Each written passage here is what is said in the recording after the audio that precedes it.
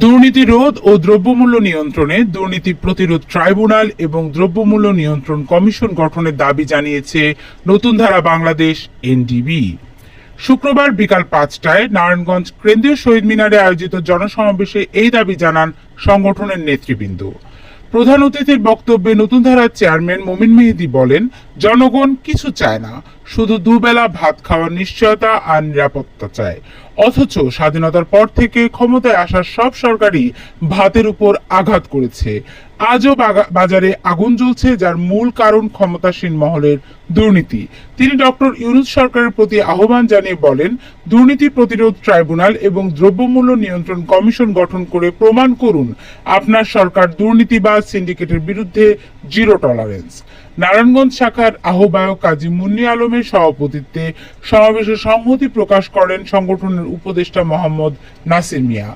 বক্তব্য রাখেন senior vice chairman Shanta Farzana, vice chairman ডাক্তার নূরজাহান নীরা, মাহমুদ হাসান তাহির, যুগ্ম মহাসচিব মনির জামান, ওয়াজেদ রানা, হরিদাস সরকার, আলামিন বৈরাগী, বিথি হাওলাদার, আফতাব মণ্ডল, আবুল মতিন, সালমান শেখ সহ অন্যান্য নেতৃবৃন্দ।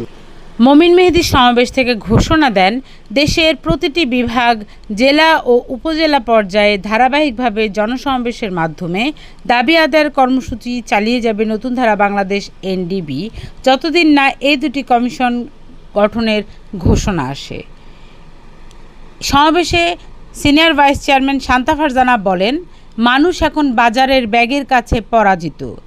বাজারে গেলে কোনো কিছুই হাতের নাগালের ভিতর পাওয়া যাচ্ছে না। প্রতিদিনই দ্রব্যমূল্য বৃদ্ধি পাচ্ছে, এটা জনগণের জন্য কষাঘাতে রূপান্তরিত হয়েছে।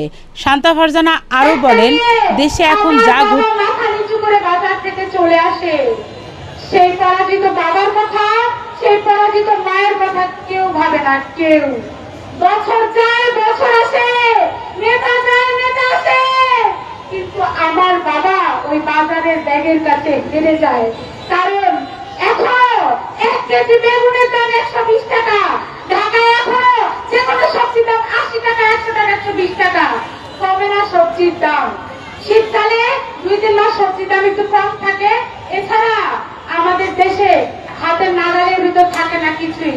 হাতের নাগালের ভিতর থাকে না চালের দাম, ডালের দাম, হাতের নাগালের ভিতর থাকে না কোনো কিছুই। আবার কৃষক ভাইরা কিন্তু ন্যায্য দাম পায় না। এত দাম বাড়ে কিন্তু